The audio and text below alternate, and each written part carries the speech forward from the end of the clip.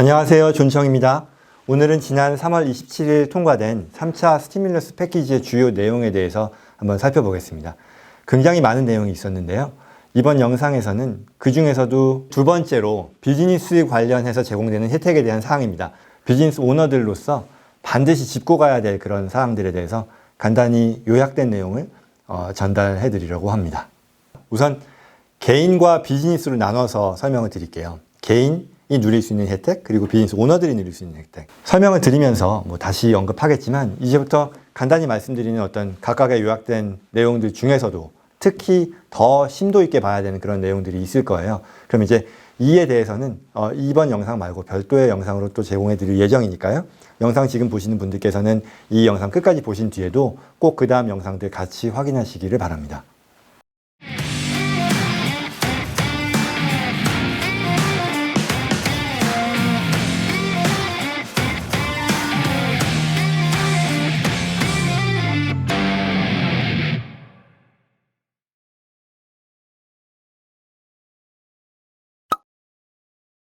첫째, Employee Retention Credit이라는 게 있어요.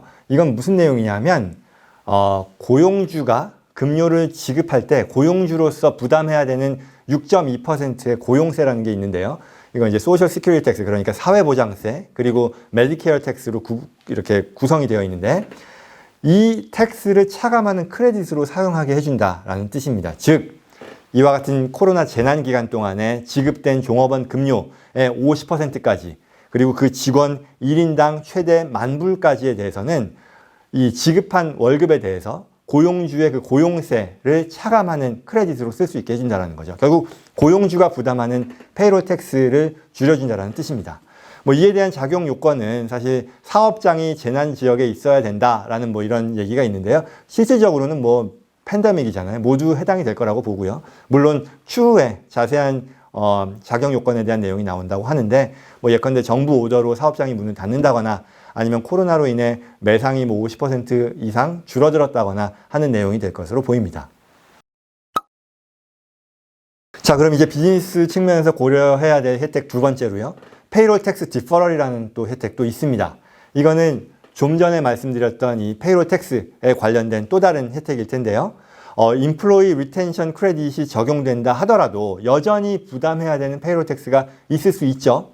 그러면 그 금액에 대해서 지급해야 되는 그 납부 기한을 연기해 준다는 그런 뜻입니다. 그래서 이와 같은 페이롤 텍스 라이어빌리티의 50%는 2021년 말까지 연기하고요. 나머지 50%는 2022년 말까지로 연기해 준다고 합니다.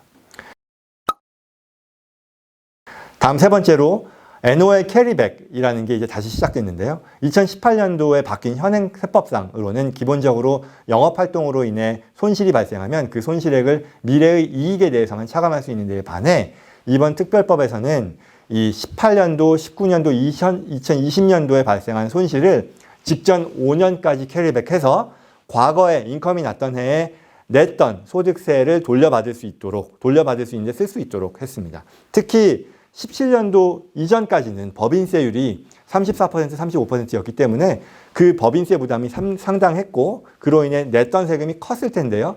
그만큼 이제 NOL을 캐리백함으로써 돌려받을 수 있는 그 소득액이 커졌다라고 볼 수 있겠죠.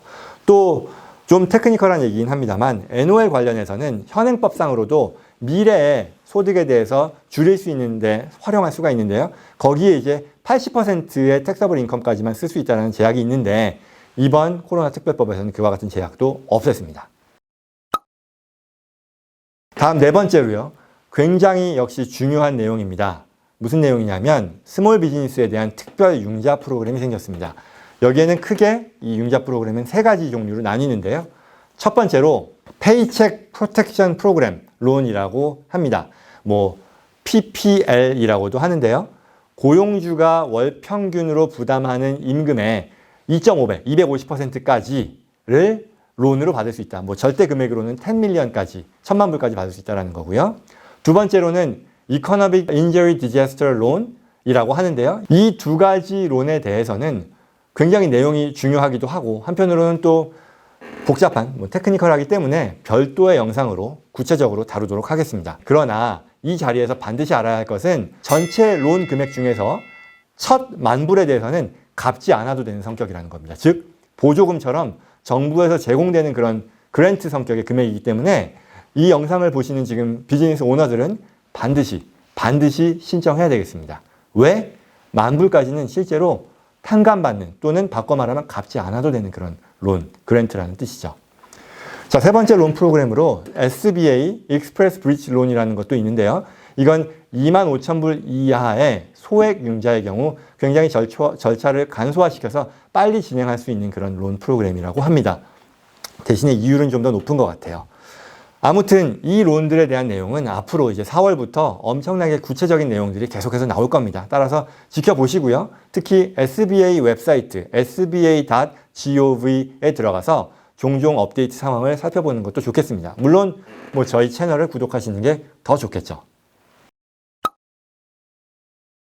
그 밖에도 비즈니스 오너들에게 주어지는 혜택으로 굉장히 여러 가지 많은 내용들이 있습니다. 그 중에 몇 가지만 간단히 살펴보면요. Excess Loan Limitation Repealed라고 해서 원래 본인 개인 사업자, 셀프-임플로이드 사업자들의 경우는 25만 불의 비즈니스 로스는 공제를 하지 못했었는데요. 이걸 한시적으로 유예했습니다. 즉 과거에 2018년, 2017년도 때 이 규정을 적용받아서 2018년, 19년도에 신고한 사람들이 있다면 수정 신고를 해서 과거에 냈었던 소득세에 대해 리펀드를 받을 수 있다는 그런 내용이고요.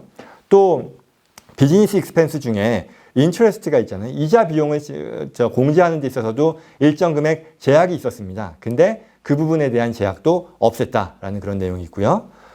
또 리테일 사업장을 가진 비즈니스 오너들이 예를 들어 뭐 건물에 대한 수리 비용이라던가 아니면 건물을 임프루브 하는 데든 임프루브먼트 코스트에 대한 그 비용을 자산화하지 않고 바로 그 해에 당해에 단기 비용 처리함으로써 세금을 줄이는 것도 가능하겠습니다.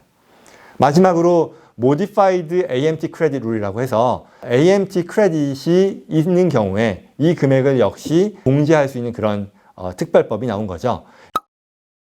마지막으로 이 영상의 내용도 그렇지만 지난 2월, 3월 동안에 관련된 이 스티뮬러스 법안이 3차례에 걸쳐서 특별법으로 나온 상황이고요. 각 법에 대한 구체적인 시행령이 거의 매일같이 발표되고 있는 그런 상황입니다. 그러다 보니까 발표된 내용이 또 변경되기도 하고 있고요. 아마도 이 주정부나 연방정부의 직원들도 뭐 아시다시피 마찬가지죠. 뭐 재택근무하는 등 뭐 여러 가지 애로사항들이 많이 있겠죠. 뭐 아무튼 오늘 설명드린 내용에 대해서도 실제 시행령이 나오면 이에 대해 변경이 생길 수 있다는 것 감안해서 계속해서 저희가 뭐 업데이트 되는 상황은 공유해 드릴 계획이니까요. 저희 채널 구독해서 잘 따라오시기를 바랍니다. 건강하십시오. 고맙습니다.